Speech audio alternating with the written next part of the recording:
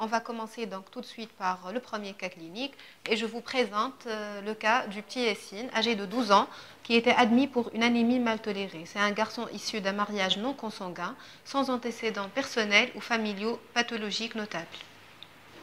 Donc, l'histoire de sa maladie remonte à 15 jours, marquée par l'installation d'une toux sèche dans un contexte d'apyrexie. Il a été traité en ville et il a reçu comme traitement un traitement symptomatique antitussif et des macrolides, mais sans amélioration. Une radiographie de thorax a été faite ayant montré une opacité de type alvéolaire basale droite, siège d'un bronchogramme aérique en rapport avec un foyer de bronchopneumopathie et un syndrome bronchique rétrocardiaque gauche. À la biologie, l'enfant avait une hémoglobine à 7,2 g par décilitre, un VGM à 78, une TCMH à 24, des globules blancs à 8000 et des plaquettes à 320 000. Il a été admis dans notre service pour complément de prise en charge et à l'admission, il était eutrophique, il avait de discrets œdèmes au niveau des paupières et des membres inférieurs, une pression artérielle à 110-70 mm de mercure, une fréquence cardiaque à 120, il était polypnéique avec une auscultation cardio-pulmonaire normale. L'examen des urines avait montré des urines claires avec une protéinurie à 3 croix et une hématurie microscopique à 3 croix. Le reste de l'examen était sans anomalie.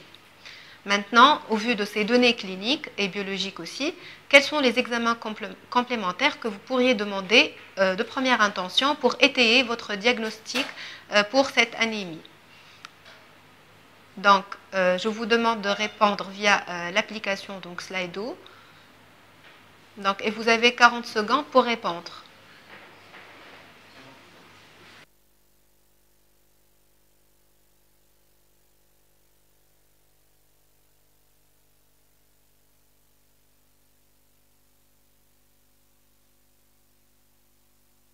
Il reste 20 secondes. On attend encore vos réponses. Les examens cliniques que vous allez demander de première intention pour étayer votre diagnostic étiologique concernant cette anémie.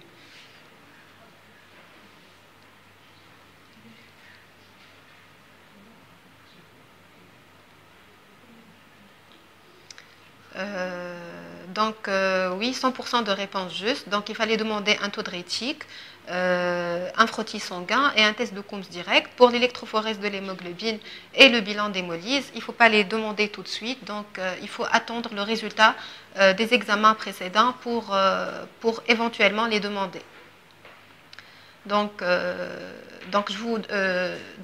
Voici les résultats des examens complémentaires. Donc, il avait un taux de rétique à 35 000. Au frottis sanguin, il avait une anisocytose. Il avait un test de Coombs direct négatif.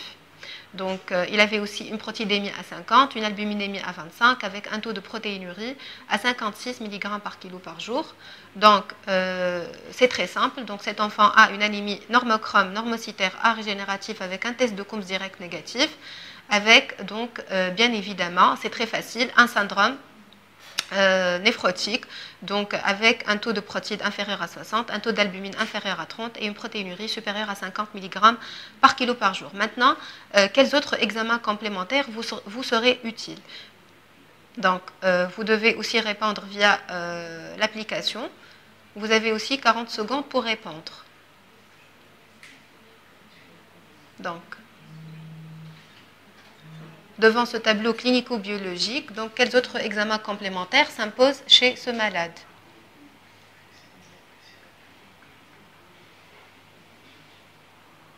Donc encore 20 secondes.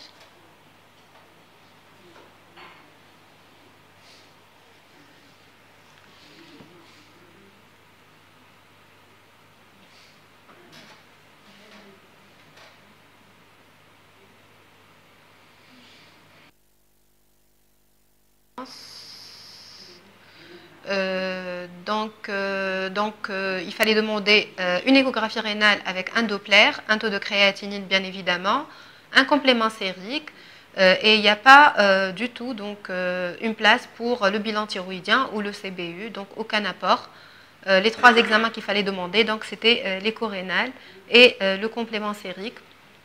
Pour l'évolution de ce malade, il avait présenté une HTA, il a été mis sous nicardipine en intraveineux, Il a cassé sa diurèse avec une diurèse estimée à 200 ml par 24 heures et il a aggravé sa fonction rénale. Donc, il avait une créatinine qui est passée et qui a grimpé pour arriver jusqu'à 450 micromoles par litre.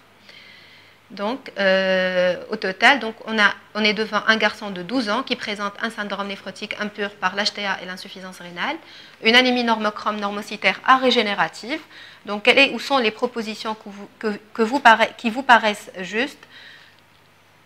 Donc, j'attends vos réponses concernant les étiologies possibles pour ce syndrome néphrotique impur.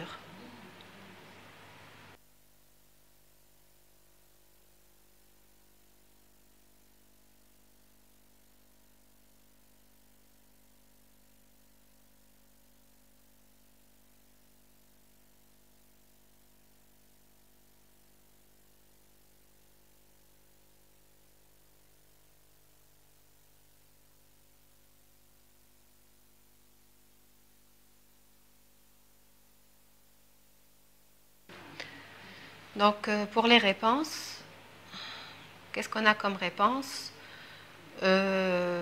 Donc, une glomérulonéphrite rapidement progressive, oui, je trouve que tout le monde a répondu à peu près dans les mêmes proportions. Donc, un syndrome hémolytique et urémique, non, pas du tout, puisque on n'a pas la triade. Donc, malgré que la thrombopénie peut être fugace, mais ce malade n'a même pas de schizocyte au frottis sanguin. Pour la GNA post-mycoplasme, non aussi. Donc, il n'y a pas de... Donc, ce n'est pas le tableau. Il s'agit bel et bien d'une GNRP, une glomérulonéphrite rapidement progressive, donc devant l'aggravation très rapide de la fonction rénale. Et pour la cryo, donc c'est une pathologie qui est très rare chez l'enfant et ce n'est pas du tout le tableau clinique d'une cryoglobulinémie. Donc, auriez-vous besoin d'autres examens complémentaires pour étayer le diagnostic étiologique? Donc, j'attends vos réponses.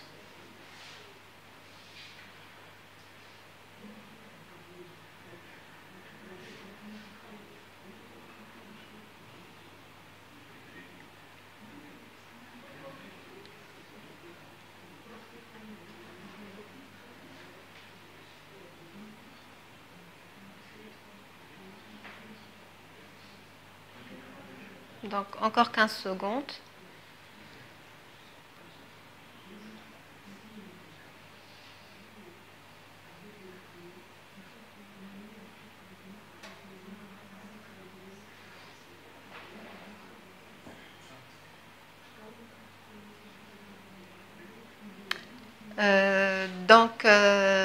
Donc, les anticorps anticytoplasmes de PNN, les ANCA, oui.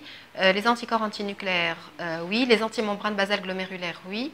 Donc, aucune place pour les ASLO et les biopsies des glandes salivaires. Je pense qu'il y a une plaque qui a sauté où il y avait les résultats des examens complémentaires du complément. Donc, le complément chez ce malade était normal. Et donc, au frottis sanguin, il n'y avait pas de schizocyte. Il y a une plaque qui a sauté. Donc, les résultats du bilan immunologique, donc pour la plaque suivante. Donc, les anticorps antinucléaires étaient négatifs, les CNK étaient négatifs, les antiprotéinases de type R3 étaient négatifs, les PNK positifs anti-MPO et les anti-MBG étaient aussi négatifs. Donc, quel est votre diagnostic? Donc, parmi ces diagnostics proposés, où sont les diagnostics qui sont plausibles?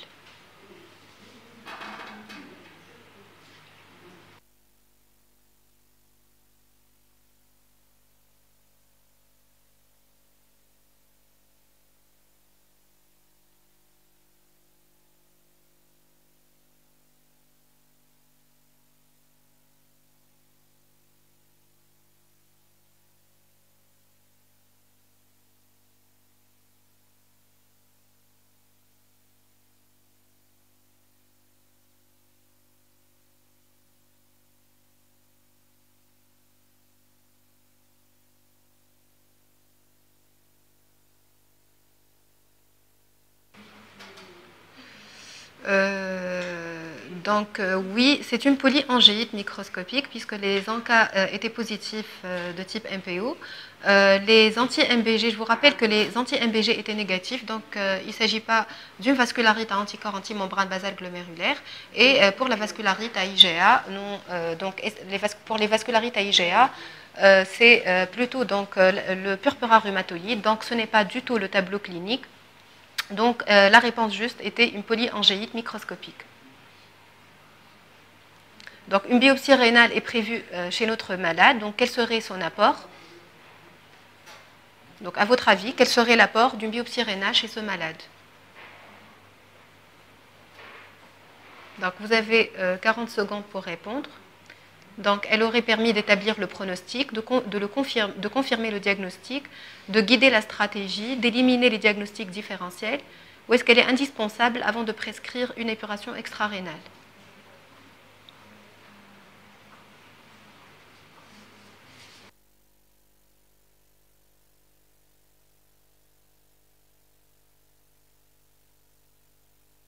Secondes.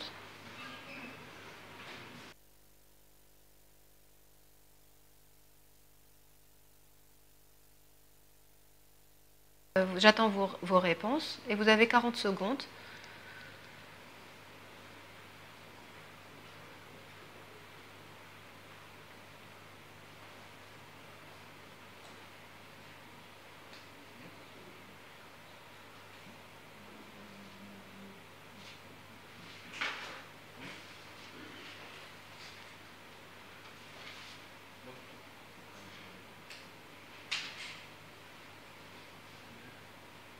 Donc, encore 10 secondes.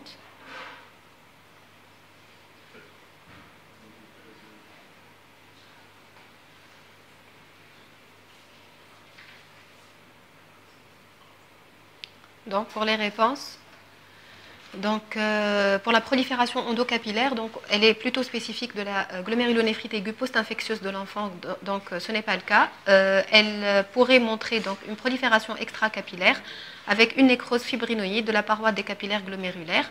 Les granulomes interstitiels seraient plus spécifiques de la granulomatose de Wegener dans ce cas. Donc, quels autres examens et ou sont utiles pour le bilan d'extension? Donc, voici.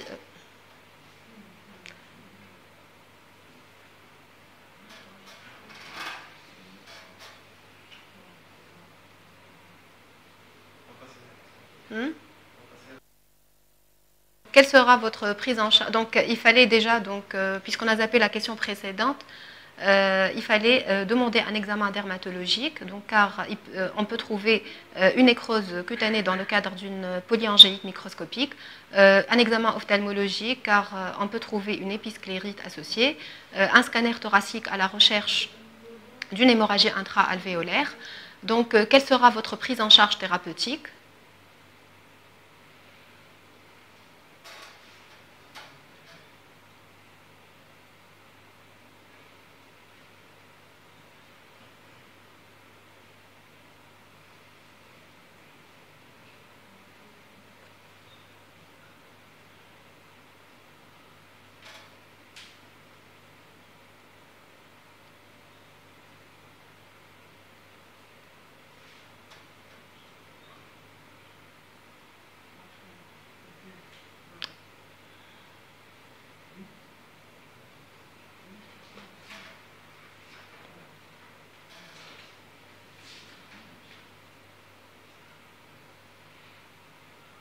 Donc, je vous rappelle que dans la diapo précédente qu'on a défilée rapidement, il y avait l'image du scanner avec des images en verre dépoli évoquant une hémorragie intra-alvéolaire. Donc, notre malade présentait une polyangéite microscopique avec une atteinte rénale et une atteinte pulmonaire. C'est l'indication d'un traitement corticoïde avec un traitement immunosuppresseur. C'est l'indication des échanges plasmatiques dans ce cas et d'une épuration extra-rénale puisque notre malade présentait une glomérulonéphrite rapidement progressive avec un taux de créate qui s'est une fonction plutôt rénale qui s'est aggravée très rapidement. Donc l'évolution, amélioration de l'hémorragie intra-alvéolaire sous échange plasmatique, Notre malade avait reçu des bolis de méthylprénisolone et cyclophosphamide. Il n'a pas récupéré malheureusement sur le plan rénal. Il est passé en insuffisance rénale terminale. Il est actuellement sous hémodialyse et il est sous azatioprine pour éviter une poussée systémique. Donc les parents de cet enfant se proposaient pour un don de rein. Où sont les propositions justes? Donc, est-ce qu'il faut attendre une rémission clinique pendant au moins 3 à 6 mois, la négativation des encas pendant au moins 6 mois? Est-ce que c'est une contre-indication absolue à la transplantation rénale à partir d'un donneur vivant? Est-ce qu'on doit attendre une rémission clinique plus ou moins immunologique depuis au moins 1 an? Ou est-ce qu'il y a un fort risque de récidive sur le greffon rénal?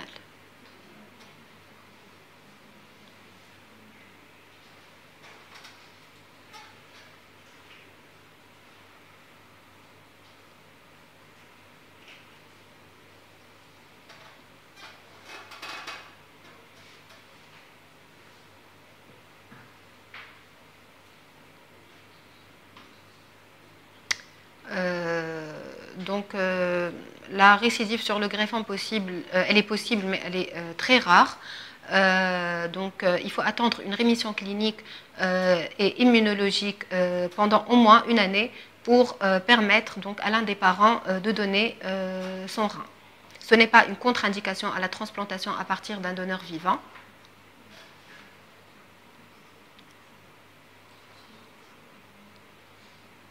Donc, merci.